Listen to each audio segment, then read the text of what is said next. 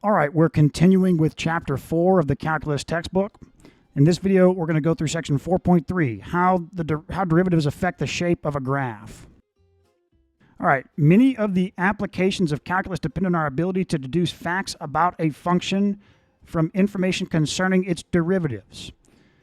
Because f prime of x represents the slope of the curve, y is equal to f of x at any point, x, f of x, it tells us the direction in which the curve proceeds at each point. So it is reasonable to expect that information about f prime of x will provide us with information about f of x. So what they're saying here is that since f prime of x tells us the slope of a curve at a point, then f prime of x should give us information about the direction that the curve is going at each point. And so what the derivative tells us is shown here. If f prime of x is greater than 0 on any interval, then f is increasing on that interval. And if f prime of x is less than 0 on an interval, then f is decreasing on that interval. And all increasing or decreasing means is that it depends on the interval you're talking about. But let's say it's over the interval from x is equal to 1 to x is equal to 2. Well, then if you take f of x is equal to 2 and subtract that from f of x is equal to 1, then you get a positive number. The function increased on the interval from 1 to 2. Or you can look at any interval from 1 to 1.5, 1 to 1.1, whatever. So if we look here, what the derivative is telling you is it's telling you something about the direction that the curve is traveling at that point. If the derivative is positive, then the slope of the tangent line is positive, meaning that at each point, if you just go an infinitesimal amount in the x, then you'll be going up from there to get back to the curve, right? If you just look at it from a strictly infinitesimal standpoint, the derivative at a point, if it's positive, then if that means if you went an infinitesimal amount in the x from that point, then to get back to the curve, you're going to go up and, you're going to go up if the derivative is positive. If the derivative is negative, you're going to go down.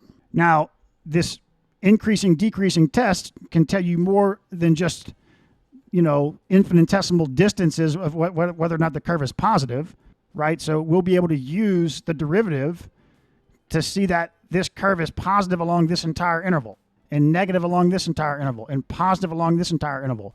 What that means is that along this entire interval, for example, the slope of the tangent line is positive for any point along this interval, which means that the curve is positive along that interval.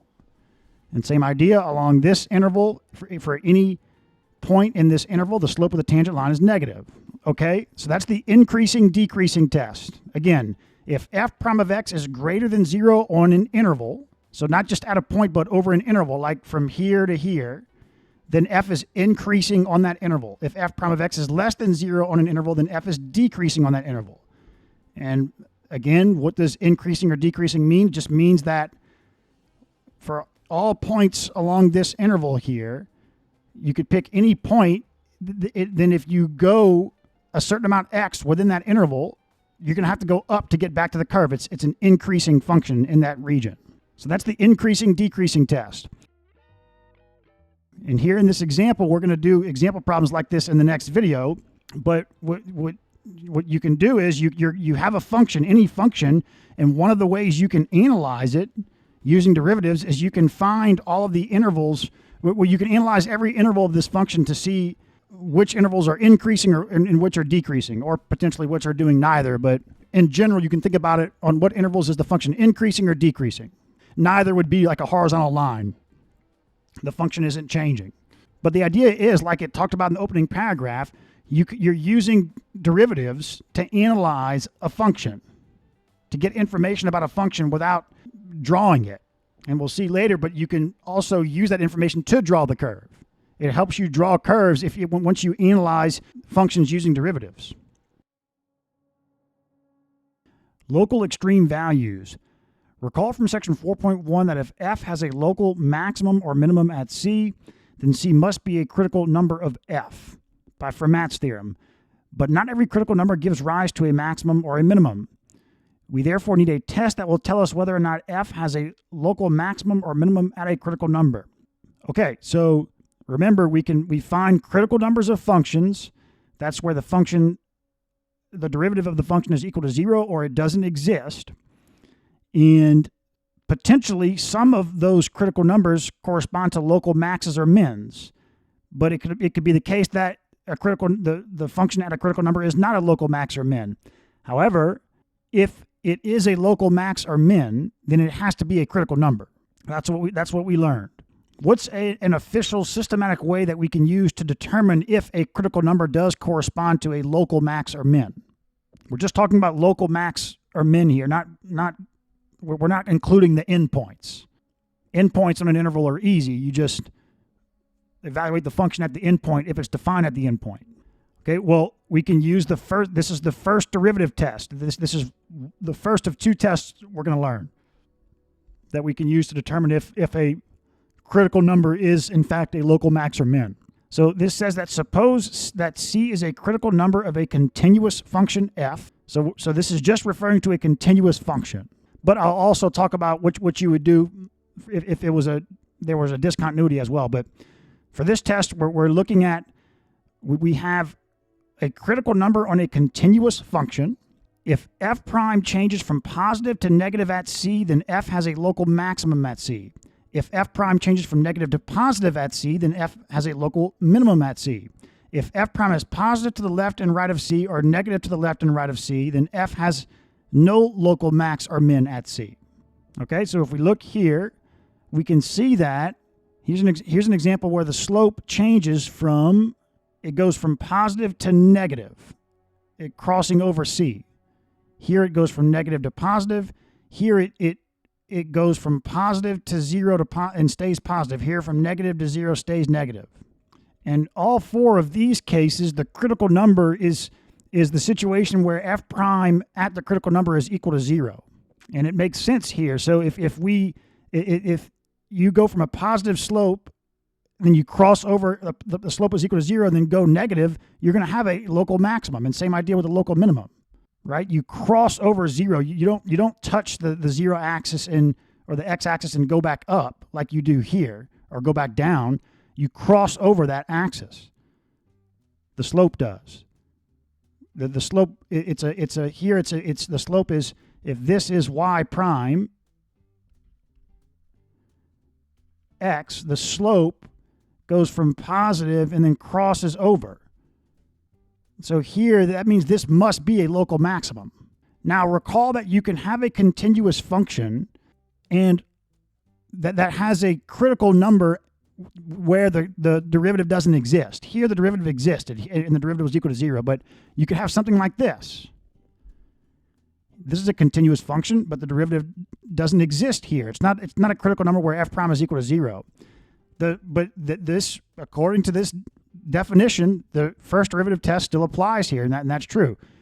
To the left of the critical point, the slope is positive. To the right, it's negative. So this is a local maximum. Same idea here. And then same idea if you had something like, right, that's still a kink. The derivative, that's not smooth. The derivative doesn't exist. But to the left, the slope is positive. To the right, the slope is positive. So this is not a local max or min. But this doesn't talk about a discontinuity. So let's talk about that for a second. To find critical numbers, as long as the derivative doesn't exist, that's a critical number. So you could have a critical number at a discontinuity. The critical number, finding critical numbers applies to any function, even non-continuous functions. So, for example, if you had, we talked about this, if you had something like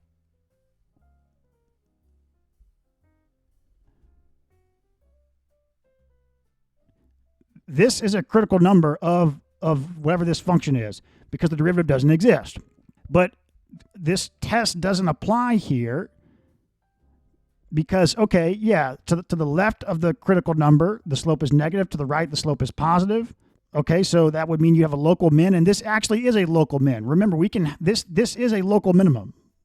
In section 4.1, we talked about you can have local minimums at discontinuity. So the definition of a local minimum or max is you draw an open interval, or you put an open interval around the point. It has to be an open interval. That's key. And if there's a point to where a unique point where at that point the function is less than or equal to all points within that interval, then it's a local min, and vice versa for local max. Well, that's the case here. So this is a local min. But okay, what about this? Here, the derivative is negative to the left and positive to the right. So is this a local min? No, it's not. And in fact, you could do this. If you do it this way, this is actually a local max. But this test wouldn't work, though. It would tell you you have a negative slope to the left, positive to the right, which would say this would suggest that it's a local min. But so it doesn't work. This test doesn't work at discontinuities. Just note that.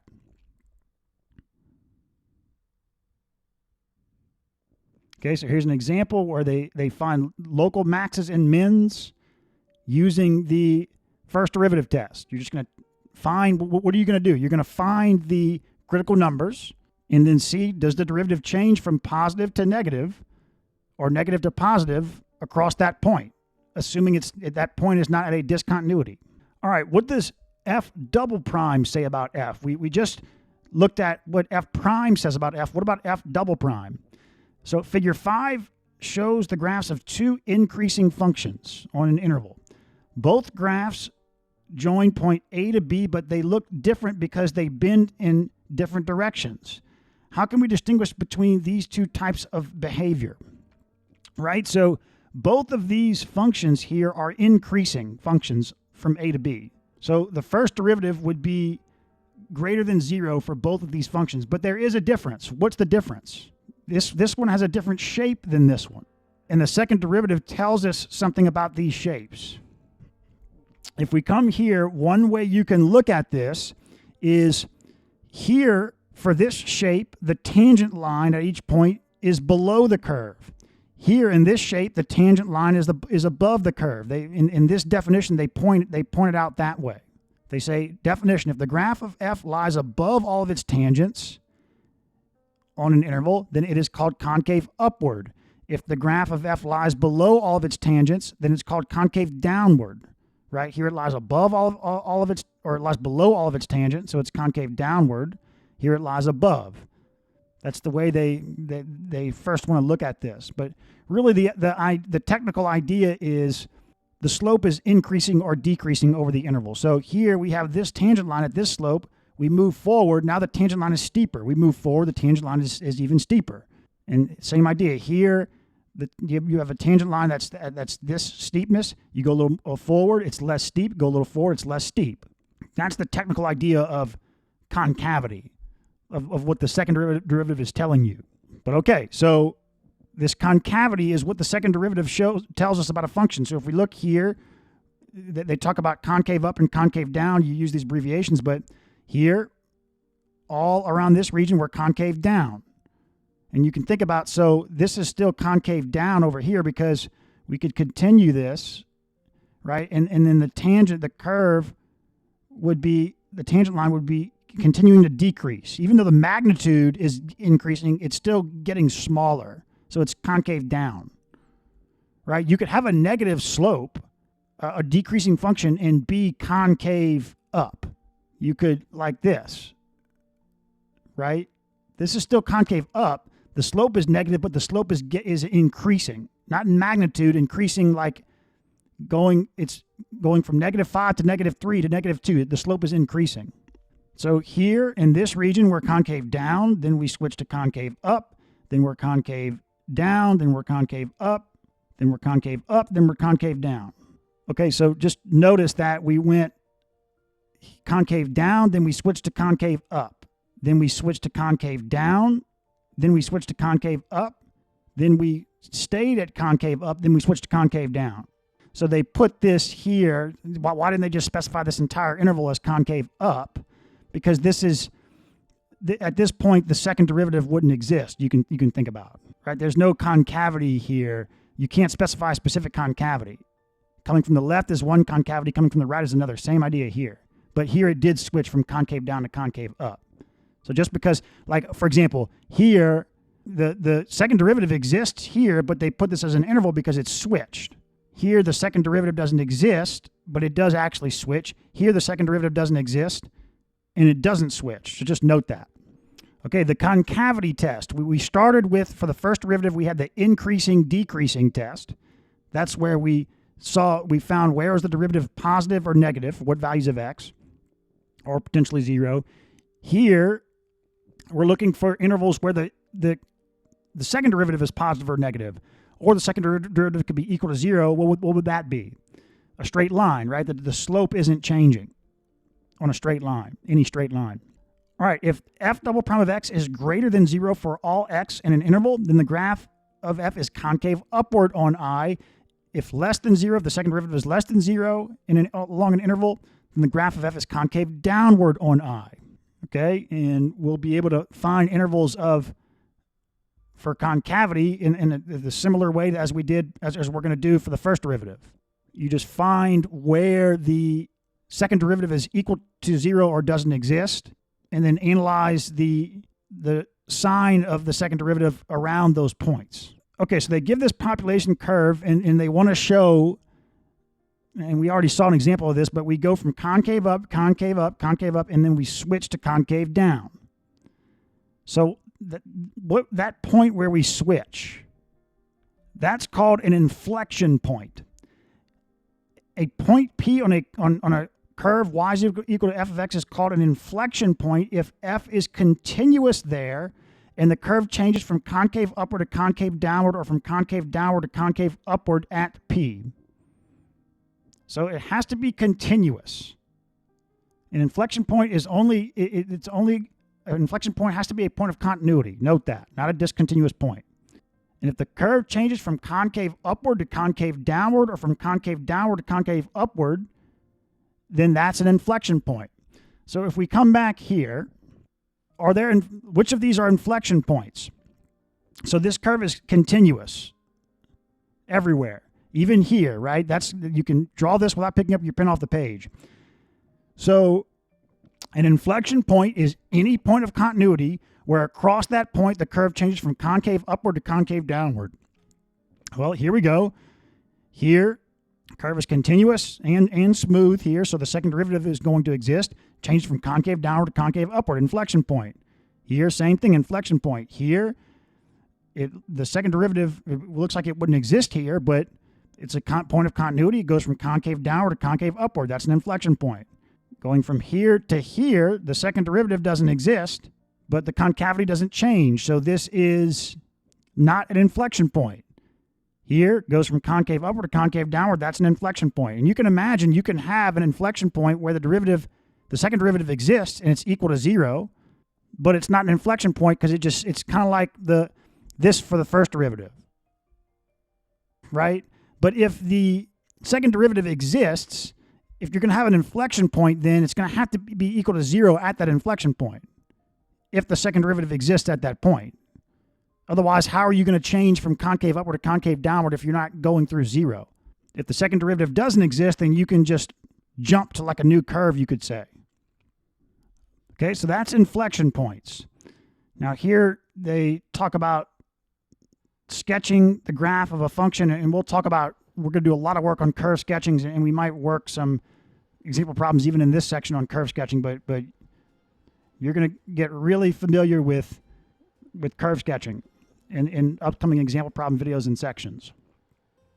Okay, another application of the second derivative is the following test for identifying local maximum and minimum values. It is a consequence of the concavity test and serves as an alternative to the first derivative test. So this is an alternative to the first derivative test for determining if there's a local maximum or minimum at a point. The second derivative test says that suppose f double prime is continuous near C, then if f prime of C is equal to 0 and f double prime of C is greater than 0, then f has a local minimum at C. If f prime of C is equal to 0 and f double prime of C is less than 0, then f has a local maximum at C. So the idea is, if we look here, we have a critical point, but the type of critical point where the first derivative equals 0. If that's the case, then you check at that point, is the second derivative greater than or less than 0? Here it's greater than 0, so in that case it must be a local minimum. And then, like for something like this, you have a critical point here where f prime at that point is equal to 0. And then at that point also the second derivative is less than 0. It's concave down, so this must be a local maximum. All right, now the requirements here for this to work are a little bit different than the first derivative test. The first derivative test didn't require f prime to exist at the point of interest. It just couldn't be a discontinuity. So remember, we could have something like this where the first derivative doesn't exist here, but you can still, since it's continuous, you can still check on the left and see, is the first derivative positive, and then does it change to negative when you cross over the point? Here it does, so it's a local maximum. You could do that with the first derivative test. With the second derivative test, we can't. The second derivative test wouldn't apply here because the second derivative doesn't exist at this point. The second derivative has to exist at the point, and that's why you have to have f prime of c. It has to be a critical number where f prime of c is equal to 0, because if the first derivative doesn't exist, then the second derivative is not going to exist. So the first derivative exists, and if you have a critical point, the only critical points where the first derivative exists or where the first derivative is equal to 0. So for the second derivative test, the first derivative equals 0, and then you check the second derivative to see if it's greater than or less than 0. Now, if the second derivative is equal to 0 at the point of interest, then the second derivative test is inconclusive. So if we come here, right, so like inflection points, we go from concave up to concave down, the second derivative test is inconclusive. We know, like, for example, here the slope is equal to 0. F prime is equal to 0. So you want to check if that's a local maximum or minimum, but f double prime is also equal to 0, so the test is inconclusive. Here, the second derivative equals 0, but this is not a critical point because f prime is not equal to 0. Okay, so again, the second derivative test is inconclusive when f double prime of c is equal to 0. In other words, at such a point, there might be a maximum, there might be a minimum, or there might be neither. The second derivative test also fails when f double prime of c does not exist. In such cases, the first derivative test must be used. In fact, when both tests apply, the first derivative test is often the easier one to use. So you can use both tests, right? If the second derivative test fails, use the first derivative test, and vice versa.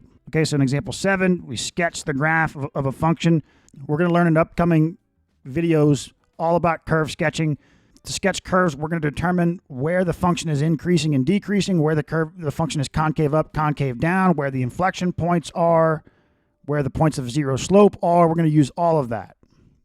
It's going to help us to sketch curves. We're going to take the limits of functions as x goes to infinity, the limits of functions as x goes to negative infinity, so we can see how to draw the curve kind of, way down the x-axis, both to the left and to the right. You can find points of discontinuity and take the limit as the function approaches the discontinuity. And you can sketch curves this way.